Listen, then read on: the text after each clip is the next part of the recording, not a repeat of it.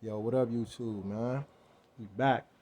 Still this series, but we still continuing, and I'm gonna make this one like an unofficial next part. So this ain't part two. This is like 1.0 or something. All right, so we talked about uh, why you should do your stuff at home, but I'm gonna get a little bit more in depth about it, and then I'm gonna go forward first, and then I'm gonna go backwards to explain. So, all right. If I was printing at home, how would I start out printing? All right, so like as you see in front of me, it's a heat press, but you don't need $1,000 heat press like this. What you could do is get yourself uh, um, an Amazon press or an eBay press for about 200.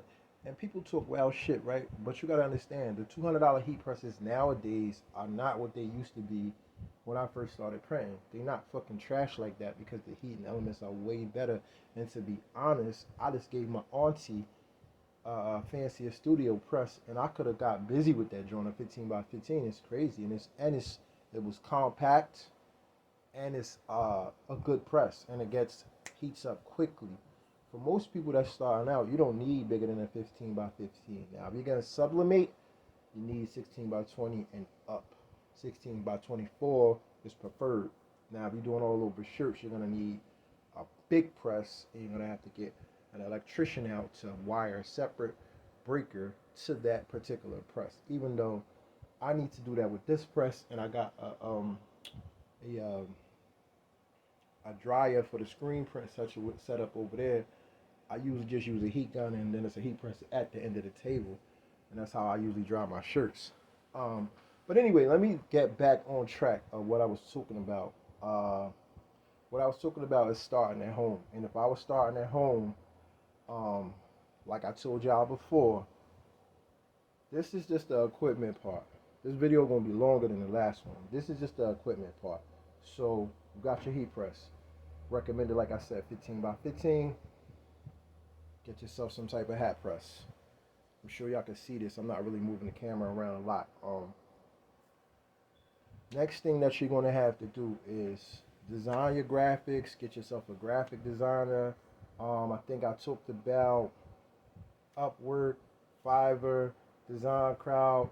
You can hashtag when you're doing Instagram, and you'll find designers. As I said in the first video, designers and manufacturers are coupled together. But when you're starting out, manufacturers will just be hyped because they're from Silkot, Pakistan. They be dumb broke. They probably manufacturing in somebody's basement, and they get busy, but you're not ready because you don't understand fabrics, you don't understand design, none of that stuff. But the problem that you have is that you're in between a screen printer and a manufacturer. So it's like screen printer minimums are usually 24 to 36. You really don't want to make 36 shirts when you first start out. So it gets to the segment now that I'm in. All right, so look, I could screen print this. I'm gonna show you what I gotta do though to screen print it. All right, so this is a transfer, right? But if I wanted to screen print it, I'm gonna turn the camera around and it might get a little. All right, you see this box right here? So I gotta burn the screen, well, a bigger screen is. Gotta burn the screen like this with a motion with that stuff that say Diazo over there, right? I gotta wait for it to dry, okay? Then I gotta take it down there to the press and register it. Or if you got a one station press, you could just register the one screen and it's gonna line up easy for just one color. It's not complicated. But who really gonna go through all that when? Let me show you what all you gotta do. So this is the brand building series, right? So we're talking about building your brand, but I'm gonna show you physically why you don't need a manufacturer. This is a next level 3903 hoodie. You always want a lint roll. You always want a pre-press. So I'm actually physically going to show you how you're going to start your brand, and then we go backwards from this point. All right, so boom. I'm going to give it a pre-press.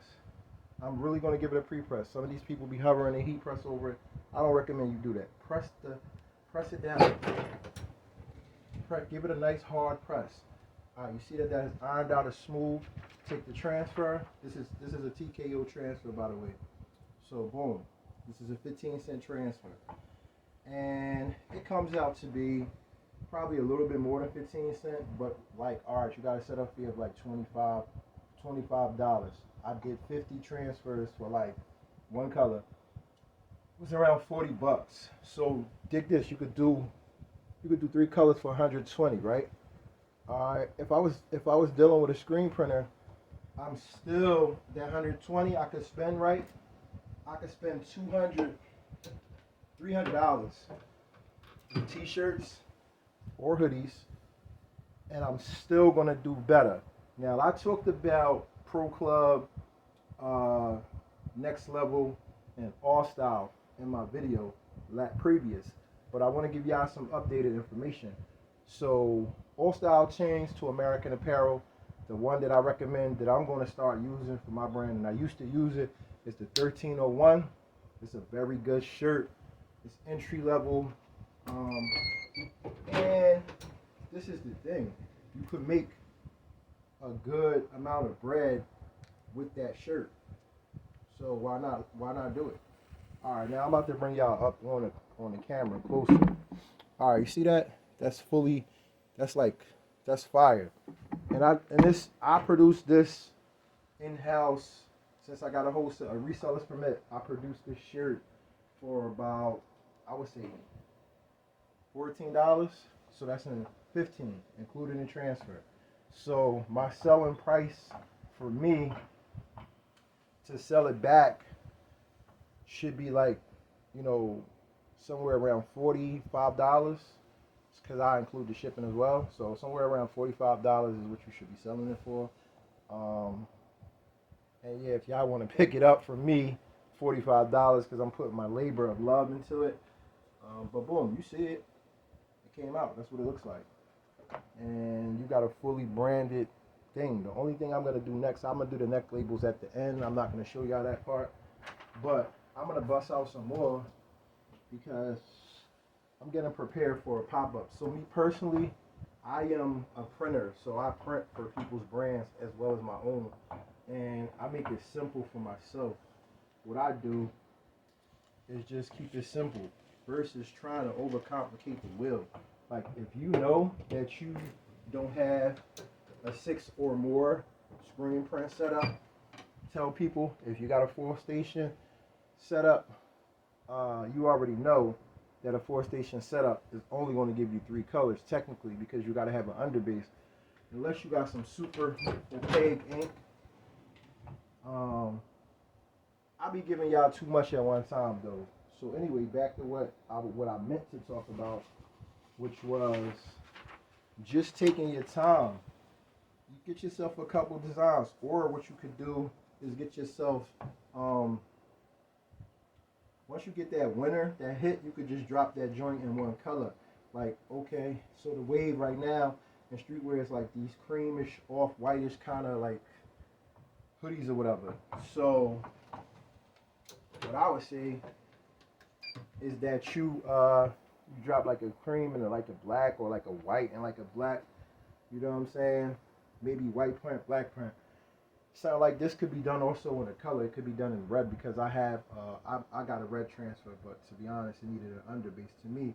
But if you put it on a lighter shirt, like a light gray or like a soft blue or something like that, I don't necessarily like it on blue, but that's just an example. That'd be fire. So I'm telling y'all all of this stuff that I shouldn't even be telling y'all. But I'm here for y'all to build y'all brand with me while I'm building my brand back up. I went through a bad partnership and I had to start over. So starting over, sometimes you just gotta rethink how you do things. Oh yeah, another thing. When you use a Teflon sheet, it's gonna make it a little bit shinier. If you use craft paper or butcher paper or even just regular paper, it's gonna make it more matte. Your print more matte. So just remember that.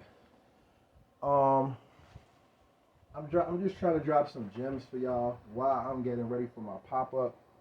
And I use different types of t-shirts and brands. I don't have one particular brand where at the same time your customer should expect a certain type of quality. But I would say this: the largest that I produce my garments in at this current time is extra large, and my audience is extra small to extra large. So for the people that will probably be like, well, why you don't got 2X? I mean, I kind of intended my brand is kind of like rock and roll culture, which I'm not saying it's going to be, not going to be nobody that's like a heavier build, but it was intended for, uh, slimmer guys like that, wear skinny jeans and Vans and things like that. Uh, However, at the same time, the brand that I got is kind of like a brand that's urbanized with a mixture of that. Because people that wear trap music obviously are going to be interested in what I'm doing. And the campaign that I'm currently running is the Toxic Lover, because everybody had somebody that they love, but the love is like impossible. The person, you try to love them, but it's just too much, too complicated. So this particular design, right, is pretty much based off of Catwoman. And what I did was, I got man, I probably deal with I want to say 15 graphic designers personally that I just hit them up, be like, yo, I'll probably draw a sketch. They'll improve it, modify it, and it's because my iPad is broke. Modify it. I said my iPad is broke. That's because I said my iPad is broke. My computer is broke. And I never decided to get an iPad where if you just get Procreate, a lot of stuff you could do yourself.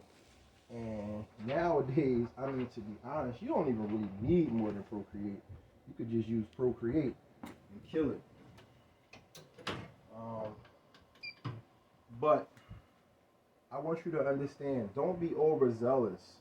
Take your time with this brand. Build your audience up. Get a few designs. I say 2. Like how you're going to see me press this one in white as well. Get 2 designs and kill people with that. I'm going to a pop-up with probably maybe 25 shirts at the most.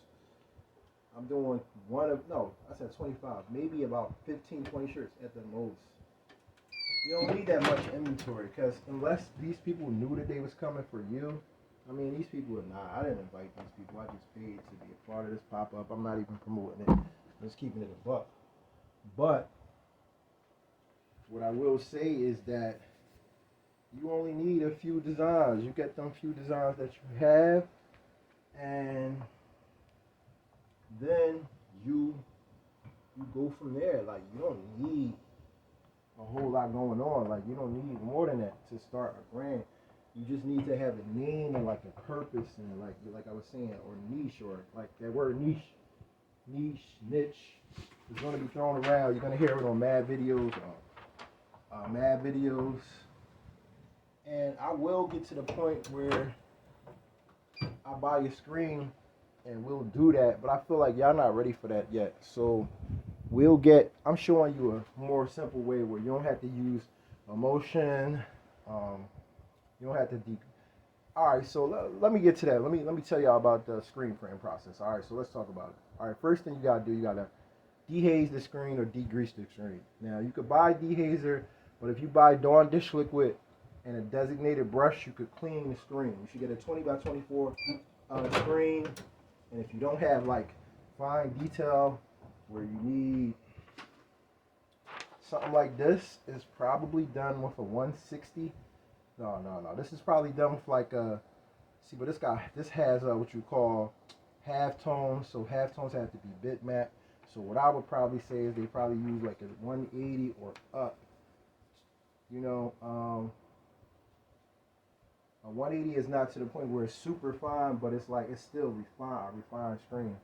All right, anyway, let me get back to what I was saying. So, number one, you got to dehaze the screen. After you dehaze that screen, which means wash it out, you have to dry that screen. All right, that's the second part. The third part, you have to, after it's dry, you have to put emulsion on the screen, right? All right, then after the emulsion, you have to dry it again. So that's all right. So if you got a drying cabinet, it could dry up in about 30, 45 minutes, and if you got a super drying cabinet, it probably dry quick. But that's like dudes with dumb shops with mad bread. But at home, nah, you gotta put that joint under your bed and let it dry for like the next day. And then after you let it dry, you have to burn the film. You have to burn the film. All right. So that's another thing you gotta do. You gotta line that film up on the platen. You know. Then you burn that. You burn the screen. After you burn the screen, you wash it out. After you wash it out, you still gotta dry the screen again. You see why people don't understand why screen printing is complicated. It's not that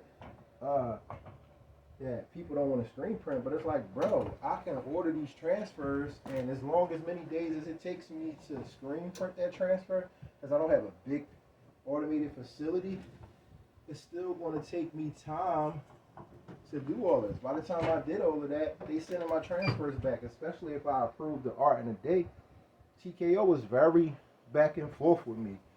I used them a lot for simple jobs because simple jobs is the way that you can make yourself, put yourself in the market and not charge a lot for your t-shirts. Like, all right, like you could get a t-shirt like this. It's around $3-4. All right, $20, man. You know, 20 bucks, 22 bucks at the max. And you can include shipping with people, for people who still make some bread off it. Including free shipping is going to get you something that's going to be desirable. It's going to be attractive to people. You don't always got to do it. You can like when you're trying to promote your brand and get it started, you include it. You give out some shirts. You talk to people. You let them know your story, what you're trying to do, and why what you stand for. So that comes to the part that I didn't talk about in the last video, is that you have to have an anchor, and that anchor is a website. And let's just say you broke and you're trying to start out. I mean, people are going to tell you to get a Shopify, but what if you don't got $29 a month? All right, you got some options. You could get a Big Cartel. You could get an Equid. You could get a Wix. You can get a WordPress, free. And basically, the next hard part is building your audience up, driving traffic, getting people to have interest in what you're doing. It's complicated. Like I'm in the in-between part right now. I'm like rebuilding. So it's like right now I'm crackheading it, trying to get people to get interested in what I'm doing again. And it's hard because everybody wants everything free. You can't give out everything free. You got to give out some freebies. Don't get me wrong. You do. But after you give out those free ones, you got to sell some too. You got to sell a lot. The goal is to sell more than you give away. So, like my recommendation, buy yourself about 20 t-shirts. Now, I'm not going to hate on Gilded. Gilded's quality has gotten better, but this is what I'm going to say. If you're going to get the G500s or the G200s or the 8500 hoodie, know that you should be selling that hoodie at like $25, man. And you got people that's going to sell it for more because, it's really about who you are. Because I done seen these big brands print on these cheap hoodies like Yeezy print on Gildan's, and people bought it, and they bought it for the price. They didn't buy it for quality, they bought it for who he is. So that's just something you have to come to terms with. And if you could come to terms with that, you're not going to make big profit in the beginning, then starting a brand won't be that complicated for you. And it's just things you could do to make yourself stand out. Like, I showed y'all before in the last video. I'll show y'all again. Little things like this. Boom, man. Packaging. I'll be right back.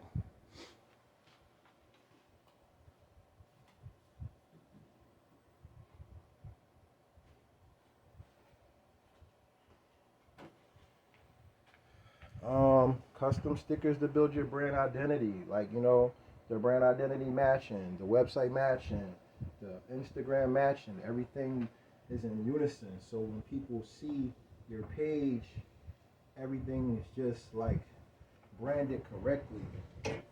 And when you do all of that stuff, that builds trust for people. That makes people have an interest in what you're doing. You gotta go viral. So we in a time where pictures is cool, but people don't care about pictures. The only thing that gets you any attention is reels and snaps and things like that. So if you're on TikTok, obviously video, you don't gotta dance, but you definitely gotta do video content. If you're not doing video content, people are not engaged. And even if you do a video with a picture, you still gotta like make it a video.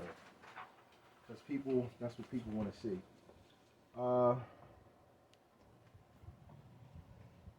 In the next video, I'll probably put my Patreon link up. I'll give y'all some gems on how y'all can do those videos, apps, things y'all can buy, stuff that you could use. Like this is like, I'm talking about running an independent brand, and then my brand at one point was doing like, I don't know, 3,000-4,000 a month. Now I'd be lucky if I do 300-400. You feel me? So it's kind of like I gotta build my name up again, and I was dead for like a year and a half. But understand, in that year and a half being dead was like being never existing. Because I wasn't like really super active. Like before that, I was active enough, but I wasn't like crazy active.